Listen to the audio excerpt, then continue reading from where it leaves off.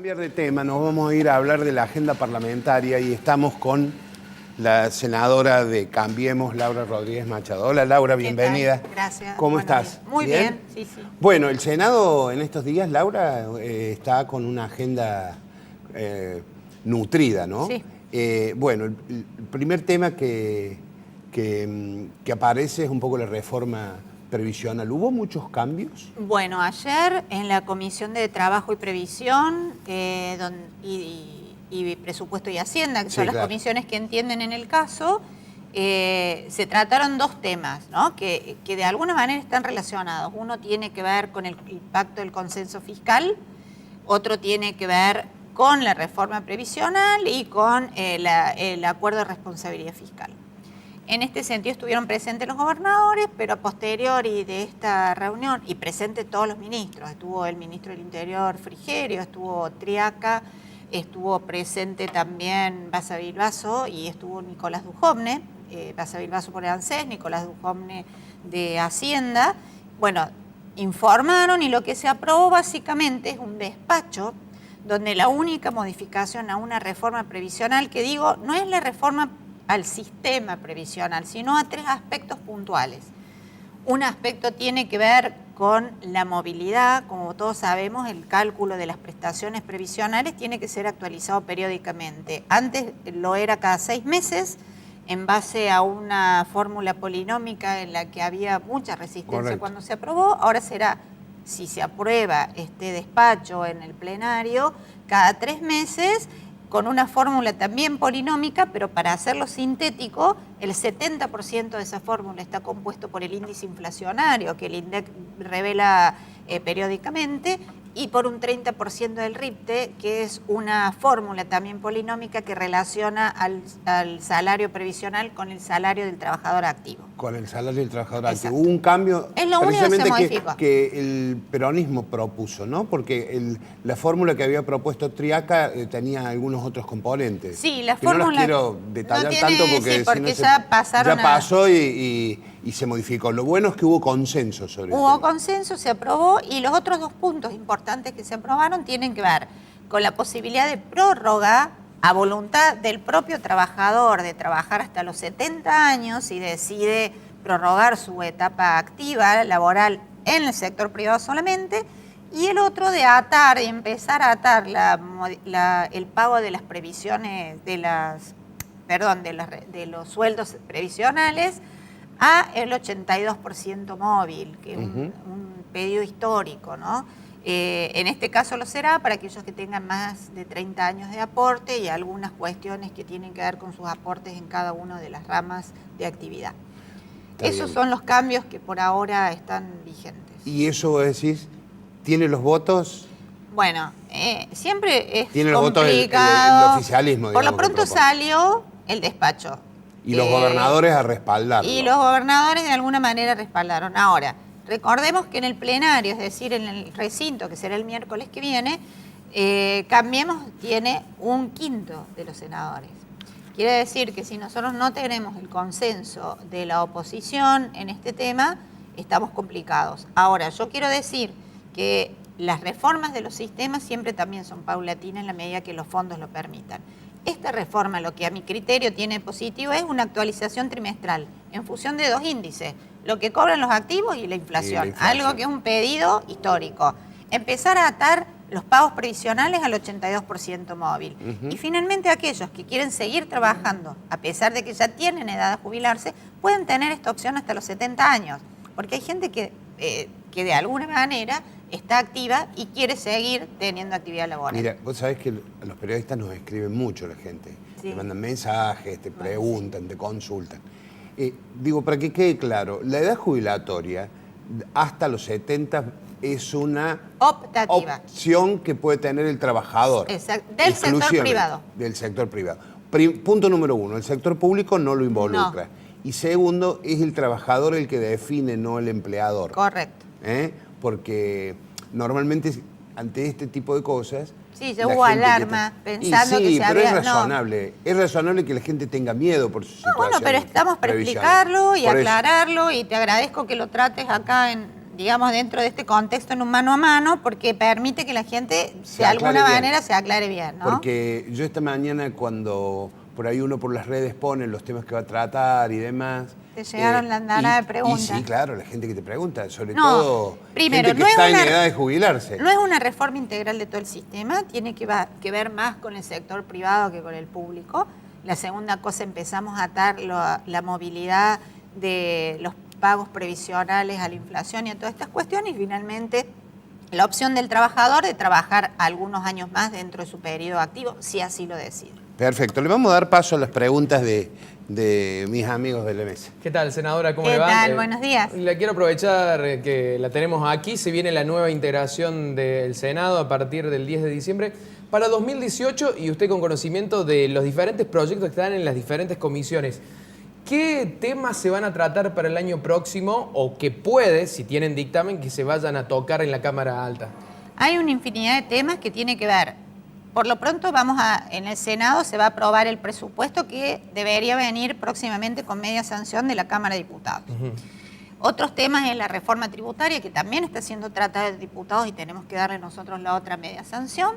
Reforma tributaria, reforma laboral que ingresó por la Cámara de Senadores, donde básicamente, y para sintetizar, porque también genera mucho ruido y mucha preocupación, tiene que ver con el ayornamiento de toda esta cuestión tan pétrea, muchas veces que sin atentar contra derechos adquiridos de trabajadores, que esto también hay que aclararlo, pero sí permitir de alguna manera una mayor contemplación de generar fuentes de trabajo. La idea es bajar presión fiscal sobre la generación de empleo. Como todos sabemos, acá te dicen, miren, yo no voy a contratar un empleado más porque tengo que pagar un montón de prestaciones al Estado por esa contratación y además, en el caso que el día de mañana yo quiera desvincular esta situación, me va a ser muy costoso, incluso si tengo un accidente, un problema laboral y esa cuestión. Esa indefinición, nosotros con estas nuevas reformas pretendemos acotarla, siempre en beneficio de la generación de fuentes de trabajo. Bien, senadora, ¿qué tal? Buenos días. Buen bienvenida. día. En este paquete, digamos, de lo que tiene que ver la reforma laboral puntualmente, han habido, por supuesto, desde el lado de los sindicatos, más opiniones en contra sobre algunos puntos. En el caso, bueno, usted seguramente la va a estar tratando y la tiene que haber estudiado. ¿Cuáles son los puntos que tal vez, a su criterio, cree que habrían que revisar para el beneficio, digo, de todos los trabajadores? Hay una cuestión que yo creo que tenemos que quedar en claro. Porque cuando nosotros hablamos de modificar las leyes laborales, lo hablamos de modificar no solamente para la gente que está contratada, sin quitarle evidentemente beneficios, sino también para aquellos que no tienen trabajo. Entonces acá hay una voz que no se escucha, que es aquellos de los trabajadores que están en negro, que no pueden acceder a su blanqueo, por lo tanto no tienen aportes jubilatorios, no tienen aportes previsionales, no tienen ART. Toda esta reforma, sin ir al detalle puntual, a lo que apuntan es la posibilidad de que esto sea mucho más factible dentro de un nuevo contexto. Nosotros hemos pasado muchísimo tiempo pensando que solamente es la letra dura la que le da beneficios a los trabajadores. Y nos hemos encontrado con un gran índice de desocupación nacional y además, que los convenios colectivos de trabajo necesitan no ser una cuestión pétrea, sino actualizarse a medida de las nuevas necesidades. Caso Vaca Muerta, que son acuerdos emblemáticos donde se empiezan a ayornar los convenios colectivos de trabajo con acuerdo del sector trabajador, estatal y privado. ¿Para qué? Para dar mayores fuentes de trabajo. Ahora, la resistencia que vos me preguntás tiene que ver con verdaderamente pensar si esto es así o no. Se va a demostrar eso en el diálogo, un diálogo que va a empezar el martes de la semana que viene, donde Daniel Lovera, presidente de la Comisión de Trabajo y Previsión, va a citar en principio a las centrales obreras para dar su opinión sobre el texto. Laura, saliendo un poquito del Senado, y a mí me gusta meterme en la política, vos sabés. Sí. Sos una militante con experiencia. ¿Qué pasa en Cambiemos? ¿Por qué hay tantos candidatos? ¿O es bueno que haya tantos candidatos tanto tiempo antes? Mira, yo creo que tanto tiempo antes, por ahí es medio apresurado. Lo que no me parece mal es que cada uno manifieste su vocación de estar en un determinado cargo. en la medida que esto no signifique dejar sus otras responsabilidades, que es los cargos para los cuales hemos sido elegidos. Y tampoco, yo creo que con el tiempo va pasando por un sedazo natural de percepciones públicas, de cuestiones internas de los partidos y de ver si efectivamente quedan tantos como al inicio, ¿no? Es como que empieza una carrera, arrancan muchos, pero en el tiempo pocos van a quedar y en definitiva quienes van a tomar la decisión va a ser una polinómica también entre quienes están anotados. Pueden no ser necesariamente las filas partidarias. Vos sabés que Cambiemos también ha tenido candidatos, o el PRO particularmente, que a veces no vienen de los partidos políticos. ¿Le está asignando alguna importancia o alguna chance a la hipótesis del, entre comillas, tapado, el candidato tapado, que pueda venir puede de algún sector social? De algún sector social, de algún sector productivo. Sí, también puede ocurrir. Entonces, en el tiempo eso se va a ir decantando solo, pero es sano que eso ocurra dentro de un ámbito abierto, transparente, dentro de una cuestión que no sean ataques personales y todas estas cuestiones que la gente repudia un poco, ¿no?, de la política. Sí, seguro, es la gran queja. Y lo propio va a pasar con la intendencia de las principales ciudades, entre ellas la capital provincial. Entre ellas la capital provincial. Mira, a juzgar por los números que tuvimos en las últimas elecciones, no solamente cuando Macri fue electo presidente, sino en las legislativas, estamos en condiciones de tener un importante número de legisladores provinciales, es decir, quitar ese protagonismo que parece impensado a la Unión por Córdoba, como se termine llamando al peronismo concretamente en la provincia, y también de muchas intendencias emblemáticas en el interior que hasta ahora estaban a manos del actual oficialismo en la provincia. ¿Y tenés alguna aspiración? Este año ya no vas a ser presidente de bloque en el Senado. ¿Tenés alguna aspiración provincial? No, bueno. ¿Te gustaría continuar en el Senado o querés venir? Yo lo que dije, yo tuve una reunión con Marcos Peña y Frigerio, donde se habló claramente de mi rol, además del rol en el Senado, que también estamos buscando alguna otra ubicación que implique seguir desarrollando la actividad como la estaba desarrollando, y eso todavía no está definido, pero se está trabajando para ello. No te olvides que todavía falta definir qué comisiones va a estar a manos del PRO, o de Cambiemos, mejor dicho, y en segundo lugar una serie de autoridades que todavía no están designadas, tales como las autoridades de la Cámara o las autoridades del interbloque. Eso está en manos de mis pares, la decisión.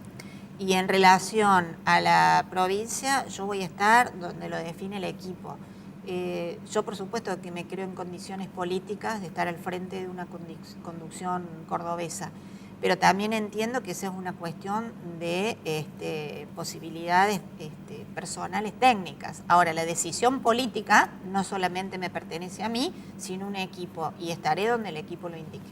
Laura, un placer haberte tenido en el programa. No, de nada. Hace tiempo que no estábamos en un programa por los horarios de viaje en Buenos Aires. Sí, no, claro.